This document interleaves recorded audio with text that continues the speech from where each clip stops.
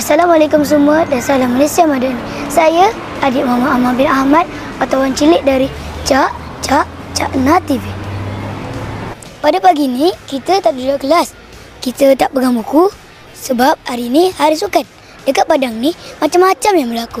Ada yang berlari, ada yang melompat, ada yang jerit sampai serak.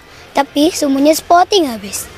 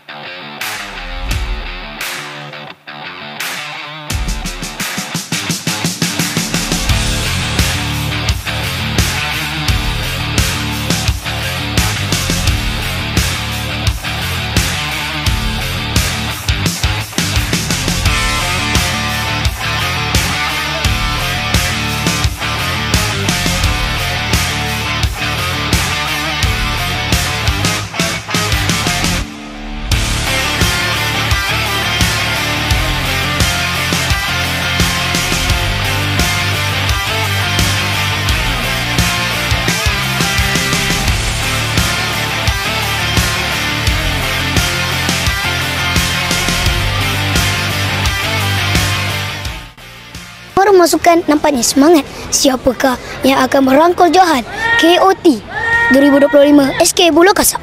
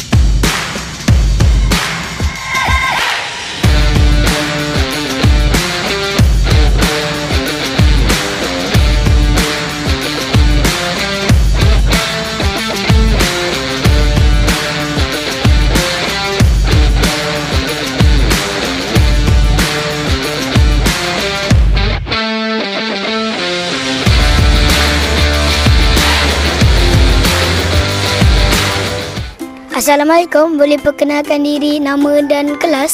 Saya Rizul Shah. Saya dari kelas 5 Ibnu Sina. Ahmad Zaid Syauqi bin Azhari dari kelas 4 Ibnu Batutah. Nama saya Akilah, saya kelas dari 4 IB. Awak masuk acara apa? Lumba lari. Dapat nombor? 2. Kalau awak nak sokong rumah sukan warna apa? Warna merah. Sebab mereka tu sangat hebat. Kalau ada acara lumba lari guru, awak nak pilih cikgu yang mana? Cikgu Azmi. Dan dia pandai sukan. Assalamualaikum cikgu. Ya, Waalaikumsalam. Pada zaman cikgu sekolah dulu, cikgu masuk acara apa? Oh, saya lompat jauh 100 meter, 200 meter, 4 kali 100 meter. Cikgu juara tak?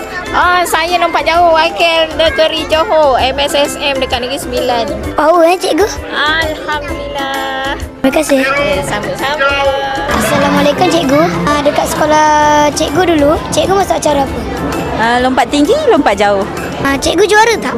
Ada yang juara, ada yang tak. Sebab kadang-kadang ikut peringkat umur lah. Macam kan ada bawah 10, bawah 12. Tapi lebih pada sekolah menengah, ikut juga pada banyak faktor kan untuk sukan ni. Kadang-kadang cuaca, licin, cedera, tu semua kena jagalah. Terima kasih cikgu.